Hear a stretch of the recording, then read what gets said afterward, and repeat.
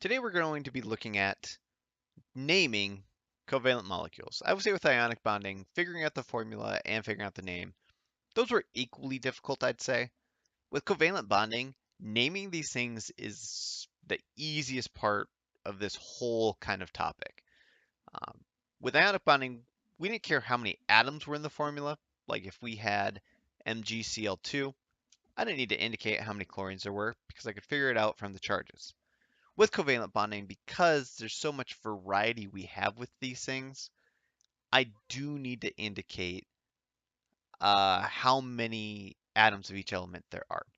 And to do so, we're going to use these prefixes over here.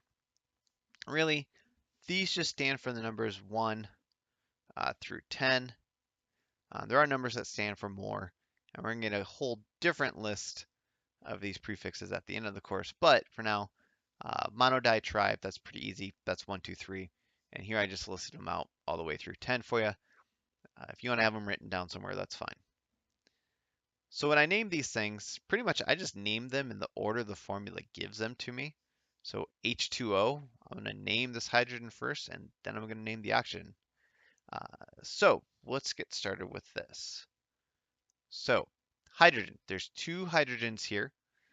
I need to indicate that there's two, so my prefix for two is di. So I have dihydrogen.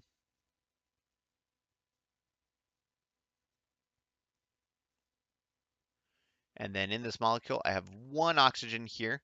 My prefix for one is mono, so mon. And just like we did with the ionic bonding, we have to end it with IDE. So this is monoxide. Keep in mind if your element begins with a vowel, like we didn't say monoxide, it was monoxide. Dioxide, trioxide's fine. We would say like tetroxide, pentoxide, stuff like that. So just keep that in mind if it begins with a vowel. All right, so let's do this next one. So here I'm beginning with a phosphorus. One phosphorus is mono. I guess you could say this is like one of the tricky parts about it. If your first element only has one, you don't have to put the mono. We'll look at a couple examples of that later on. So I only have the one phosphorus here. It's the beginning of the name. I don't need to put the mono. So that's phosphorus.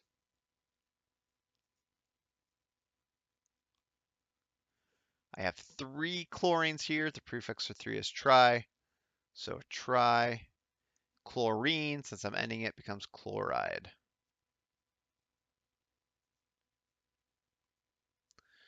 All right, down here. Should be pretty easy. I have one bromine. So I could do monobromine, but since I'm beginning, I don't need the mono. So bromine. One iodine. So one is mono, so we'll say mono iodide. I'm going to do it kind of like that. With a dash. You don't need the dash really. All right, so this last one here, at least in this list, two nitrogens. Prefix for two is di. So dinitrogen.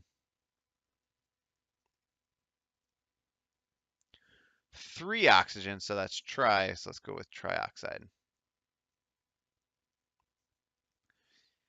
All right, so why do we need, kind of an example of why we need this naming stuff here. There are two very common molecules involving carbon and oxygen, CO and CO2.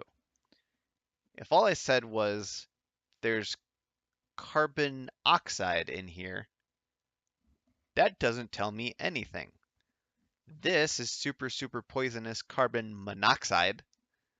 One carbon, one oxygen, so carbon monoxide, super poisonous. Carbon dioxide, that's the stuff we breathe out because our cells undergo cellular respiration. This pretty benign, so long as there's still oxygen in the air. So carbon dioxide's generally safe. It's in our atmosphere always. Carbon monoxide, even if there is oxygen in the air, this is still poisonous. So that's why carbon oxide, really, really bad name, but carbon monoxide, carbon dioxide, way more descriptive for us. All right, that's how you name covalent molecules. I hope that helps out. Good luck with the practice.